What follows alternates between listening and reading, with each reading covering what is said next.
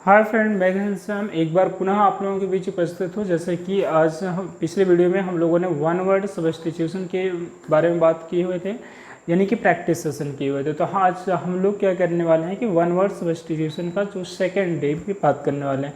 तो उसी practice series को हम आगे बढ़ाने वाले हैं। जैसे कि पिछली वाली वीडियो में हम लोगों ने 11 क्वेश्चनों को लिया हुआ था, मतलब 11 क्वेश्चन को हमने करा था, और वहीं से आज हम आगे बढ़ाते हुए 12 क्वेश्चन से आगे बढ़ाने का काम कर रहे हैं। तो जैसे कि ये हमारा वीडियो सेकंड होगा, जैसा कि मैंने लिखा उसमें डे 1 होगा, तो इसमें डे आपको 2 मिलने वाला है। तो चलिए देखते हैं कि भाई हम डे 1 में तो 11 क्वेश्चन को हमने फाइंड आउट करा था कि वन वर्ड सब्स्टिट्यूशन को कैसे ऑप्शन तक क्लियर कर पाएंगे।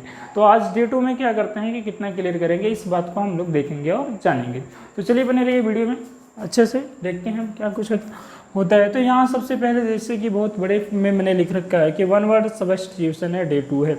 तो यहाँ पे much damage and misfortune caused by nature is known, यानी ये कहा जा रहा है आपके सामने कि भाई मच डैमेज मतलब अत्यधिक डैमेज हुआ हो, एंड मिसफॉर्चून मतलब दुर्भाग्य है, कास्ड मतलब कारण है, बाय नेचर इज नोन है मतलब ये जाना जाता है। तो क्या जाना जाता है, चलिए देखिए। जैसे कहने का मतलब है कैलेमिटी है, मतलब ये प्राकृतिक आपदा में माना जाता है। और ये फेकेड मतलब ये दिया हुआ है। तो फेकेड एक होता है, फेकेड की अगर बात करें तो ये भी एक रिलेटेड होता है नुकसान से ही है। मतलब यहाँ पे अगर बात करें पेन्यूरी, और यहाँ पे आपके पास जो वर्ड है पेन्यूरी मतलब गरीबी होता है, और फर्टाइलिटी मतलब कहा जाए तो उपजाऊ होता है, ठीक है। अगर जैसे कि मैं बात कर रहा था कि भाई फेकेड का क्या अर्थ होगा, तो फेकेड के अर्थ के बारे में बताएंगे दिखौटा, यानी मुखौटे की बात कर रहा होता, ठीक है। तो यहाँ पे अगर हम लोग पूरा पढ़ें तो पूरा पढ़ने के बाद ये पता चला है कि जो ज़्यादा नुकसान होता है नेचर के अनुसार है, उसको हम प्राकृतिक आपदा ही कहते हैं। क्या कहते हैं? प्राकृतिक आपदा कहते हैं। तो जस्ट यहाँ पे अगर देखा जाए ना कि प्राकृतिक आपदा का जो मीनिंग होता है वो क्या होता है, क्लैमिटी होता है। तो यहाँ इस तरीके से हमारा ऑप्शन कौन सा सही हो जाएगा, आपका ऑप्शन नंबर सही होता है ए। तो जी दोस्तों, आप बहुत बढ़िया तरीके से आप अपने ऑप्शन को फाइंड आउट कर पा रहे हैं, तो इसको और भी अच्छे से करते जाएंगे और आगे बढ़ते जाएंगे, ठीक है। तो चलिए देखते हैं क्या कुछ हम और भी अच्छे से कर पाते हैं। तो नेक्स्ट हमारे पास है कि the art of producing beautiful hand writing known, ठीक है। मतलब ये कह लीजिए इज नोन, यहाँ क्या कह लीजिएगा, इज नोन। ये नहीं कहा गया है कि द आर्ट ऑफ प्रोड्यूसिंग, मतलब कि जो आर्ट होती है, कला होती है, प्रोड्यूसिंग मतलब करने का, beautiful handwriting is known as, कि मतलब जो अच्छी कला है हैंड राइटिंग को प्रदर्शित करने का, उसे हम क्या कहेंगे। तो जैसे देखिए, अगर हम बात करें फर्स्ट वाले ऑप्शन को लेते हैं अगर, तो ये हमारे पास आता है कार्नेज, और कार्नेज का मतलब होता है नरसंहार होता है। और यहाँ पे कैलियोग्राफी है, कैलीग्राफी यानी क्या है, यहाँ पे वर्ड अपना है हमारा। नेक्स्ट है कैलीग्राफी। तो कैलीग्राफी का ये होता है कि मतलब कि सुंदर राइटिंग में लिखना, मतलब सुंदर हस्तलेख को कहते हैं। अगर हम बात करें कोरियोग्राफ, तो कोरियोग्राफ होता है नृत्य कला के बारे में जानकारी देना। तो इस प्रकार से देखिए, यहाँ पे 3 ही ऑप्शन है, आपके पास 4 ऑप्शन नहीं है, तो कोई बात नहीं, आप देखिए। तो ये अगर हम लोग राइट वाले ऑप्शन की बात करेंगे तो यहाँ पे हमको राइट ऑप्शन मिलेगा आपका कैलीग्राफी होता है। तो कैलीग्राफी का अर्थ होता है कि लेखन, मतलब हस्तलेखन के बारे में बताया जाता है। तो नेक्स्ट अगर मैं बात करूँ, आपको मिलेगा यहाँ पे 40 नंबर की बात करेंगे। तो 40 नंबर की अगर हम बात करें तो यहाँ पे इस प्रकार है आपके सामने, one who is abstain completely from alcohol. One who मतलब एक वह, हु मतलब एज मतलब होता है, अबस्टेंड मतलब क्या होता है, बचा हुआ होता है, कंप्लीटली पूरी तरह से बचा होता है, फ्रॉम एल्कोहल एक वह जो पूरी तरह एल्कोहल से बचा हो, उसे हम क्या कह सकते हैं। तो उसे हम क्या कहेंगे कि एक जो है ना कि पूरी तरह से आपका किससे बच गया हो, ये एल्कोहल से बचा हो, नशा निषेध हो, मतलब वो पीता बिल्कुल पिया ही नहीं हो अपने ज़िंदगी में कभी भी वो, यानी जैसे आप वाइन कहते हैं, उसी को हम दूसरे वर्ड में अल्कोहल कहते हैं। तो अगर ऐसा कोई व्यक्ति है जो कभी नहीं पिया है, तो वो उससे हमेशा से दूरी बनाया हो, तो ऐसे वाले व्यक्ति को हम क्या कहते हैं, वही बताना है। तो ऐसे वाले व्यक्ति को इंग्लिश में क्या कहेंगे, इस बात को हम देखने आते हैं, ठीक है। तो देखिए, एक है हमारे पास एथिस्ट। तो एथिस्ट क्या होता है, ये नास्तिक होता है। अब ये है क्लेप्टोमनिया, क्लेप्टोमनिएक है।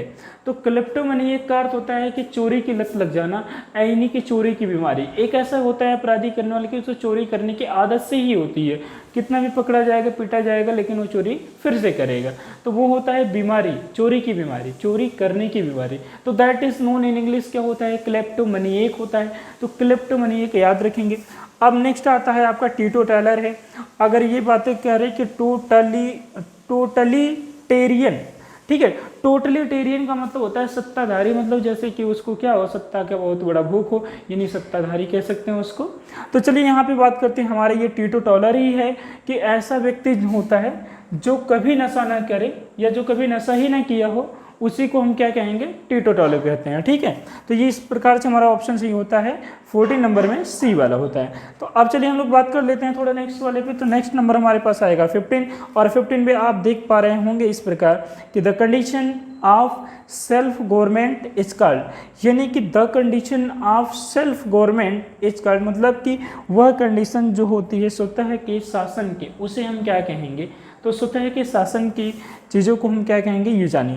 तो यहाँ पे मैं आपको बताऊँ, देखिए ऑटोक्रेसी होता है, ये एक मतलब कह रहा है कि एक तंत्र है। ठीक है, ऑटोनोमन का, ऑटोमेशन का मतलब है स्वचलन होता है। ऑटोमेशन का मतलब क्या है, स्वचलन होता है। अगर हम कह रहे ऑटोनोमी की बात करें तो ये है स्वयता, ये है स्वयता मतलब स्वतः से शासन करने की बात होती है। स्वयता यानी कि स्वतः से शासन करने की बात होगी। अगर हम बात करेंगे ऑटोगैमी, तो अगर हम बात करेंगे ऑटोगैमी तो ये होता है स्वयुग्म की बातें करना। तो अगर यहाँ पे लिया जाएगा the condition of self government is called की बात करेंगे तो यहाँ पे अनडाउटली आपका ऑप्शन नंबर हो जाएगा सी, बिकॉज ऑटोनोमी ही होता है जो स्वयता की बात करता है, यानी स्वतः शासन की बात करता है। ठीक है दोस्तों, तो बहुत ही अच्छे से आपका ये क्लियर हो पा रहा है, आपको 4 ऑप्शन का एनालिसिस भी आपको मिल जा रहा है। तो I think it will be the better process of substitute the sentence which comes in exam. तो चलिए, ये बहुत ही बेहतर तरीका है कि जो हमारे सामने एक सब्स्टिट्यूशन आता है उसको हम जस्टिफाई करेंगे with the analysis of the 4 alternatives, और हम लोग सेलेक्ट करेंगे विच इज करेक्ट, जो सही होगा। ठीक है, तो चलिए यहाँ पर देखते हैं कि एकम्प्लिश मीनिंग, अब बताना है कि एकम्प्लिश मीनिंग क्या होता है। तो यहाँ भी आपको आ रहा है कि associate in crime. Associate in crime का मतलब होता है कि किसी भी अपराध में साथ देना या सह अपराधी कह लीजिए। अब लीडर का मतलब तो सबको पता है भैया, नेताजी होते हैं। अब देखिए स्किल्ड वर्कर का मतलब होता है कि जो कार्यदक्ष में कार्यकुशल वर्कर होता है। एनिमी का मतलब शत्रु होता है, ये सभी को पता है।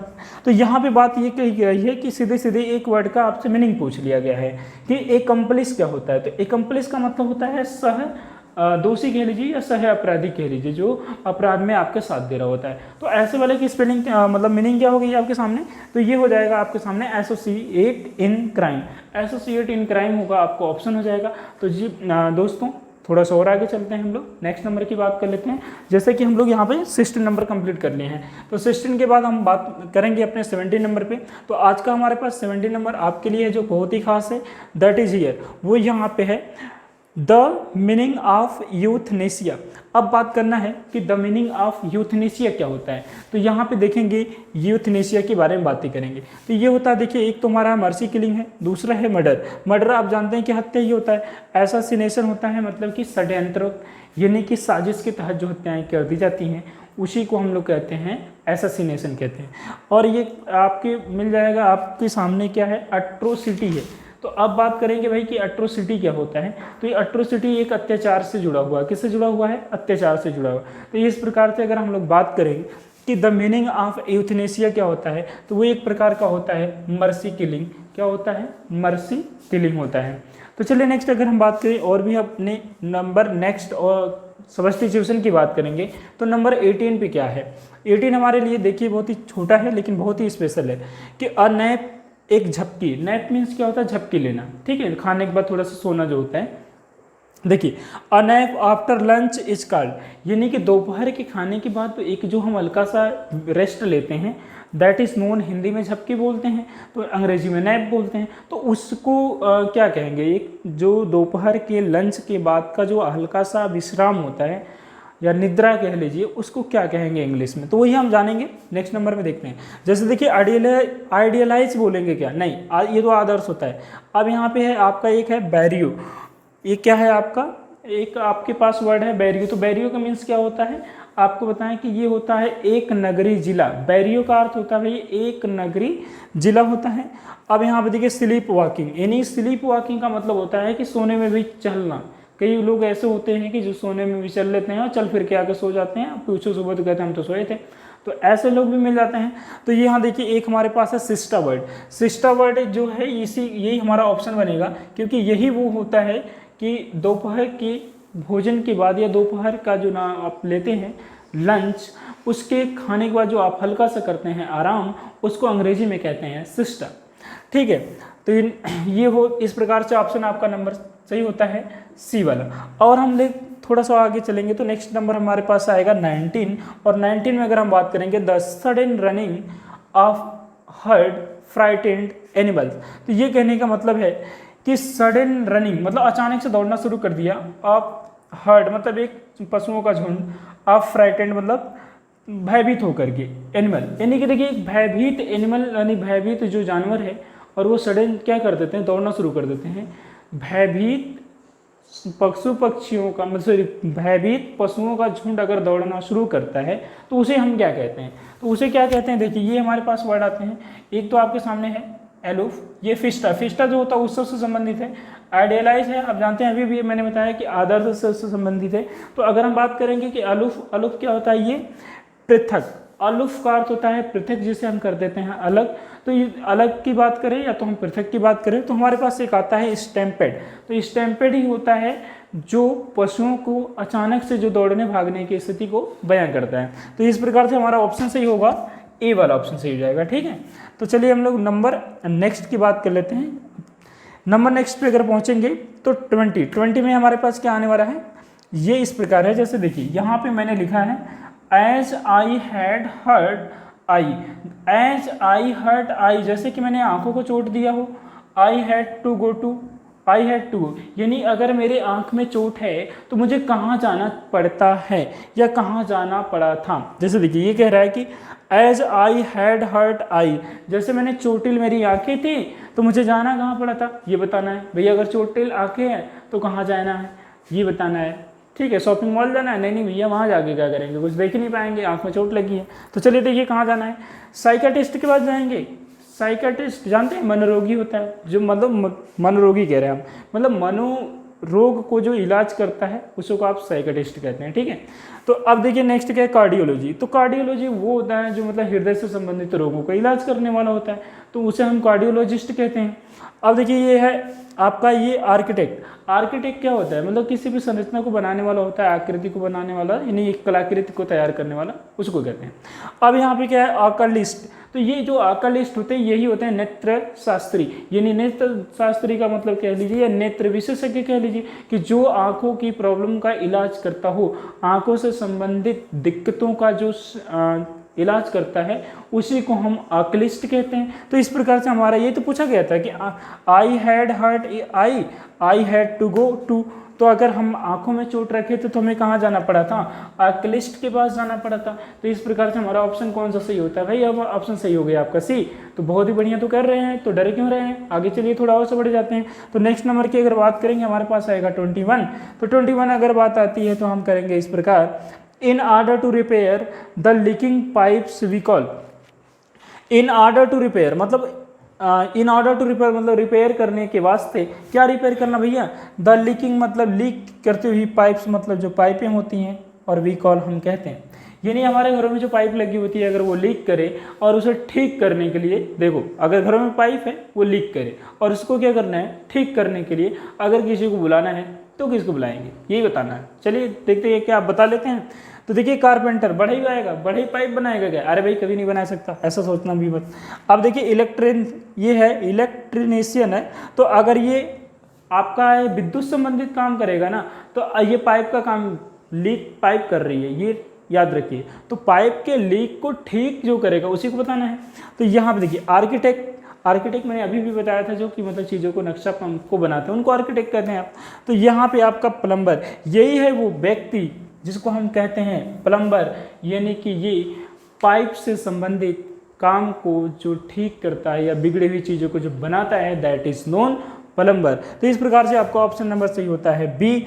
अब हमारे पास बचता है आपका नेक्स्ट नंबर क्या हमारे पास है 22। तो 22 में हम क्या लेते हैं कि a false idea or image is known as, a false idea or image is known as, क्या कहते हैं मतलब कि एक अगर आपकी मतलब कि क्या गलत विचार हैं या उसका चित्र है, उसे क्या जानेंगे। तो उसे देखिए क्या जानेंगे। यहाँ पे है आपका एक वर्ड आता है आपके सामने, दैट इज नोन क्या है कि वो एल्यूजन। तो अगर हम बात करेंगे कि एल्यूजन होता है तो एल्यूजन मीन्स होता है इशारा यानी संकेत कहते हैं। और दूसरा हमारे पास क्या इमेजरी है, तो इमेजरी मतलब चित्र हो जाएगा। नेक्स्ट हमारे पास है इल्यूजन, इसी को कहते हैं भ्रम, जो हमारे दिमाग में गलत विचार हो या गलत क्या कहते हैं इमेज तस्वीरें आ रही हों, तो वो जैसे गलत आने का मतलब ये समझिए आप कि जो आ रहा है वो है नहीं और जो है वो आ नहीं रहा, तो दैट इज वो कहलाता है भ्रम, मस्तिष्क का भ्रम। और मस्तिष्क के भ्रम को अंग्रेजी में कहते हैं एल्यूजन कहते हैं। क्या कहते हैं? एल्यूजन। कई बार ऐसा होता है कि हमें दिखता है कि अरे वो अपना कोई जाना पहचाना है, पर पास पहुंचो तो दूसरा निकल जाता है, तो दैट इज वो क्या है कि एल्यूजन में आ जाएगा आपका। अब ये देखिए नन ऑफ दी, एक है हमारे पास ऑप्शन है कि none of the above. None of the above का मतलब होता है कि ऊपर वाले में से कोई नहीं होना चाहिए। तो भैया यहाँ पे हमारे जो ऑप्शन आएगा वो क्या है कि अ फॉल्स आइडिया और image is known as illusion. क्या कहेंगे इसे? एल्यूजन कहते हैं। तो इस प्रकार से दोस्तों मुझे उम्मीद है कि आपको ये आज के सेशंस में भी बहुत ही मतलब एंजॉय किए होंगे आप लोग, तो बहुत ही अच्छा लगा होगा। आई थिंक अगर आप लोगों को ये वीडियो पसंद आती है तो आप इसे लाइक शेयर सब्सक्राइब करना नहीं भूलेंगे, ताकि आपको और भी अच्छे से अच्छे क्वेश्चनों की वीडियो प्रोवाइड की जाए। तो आप वेट करेंगे, नेक्स्ट हम लोग मिलेंगे डे 3 वाले में। तो आज के लिए इतना ही है। Thank you so much, bye bye.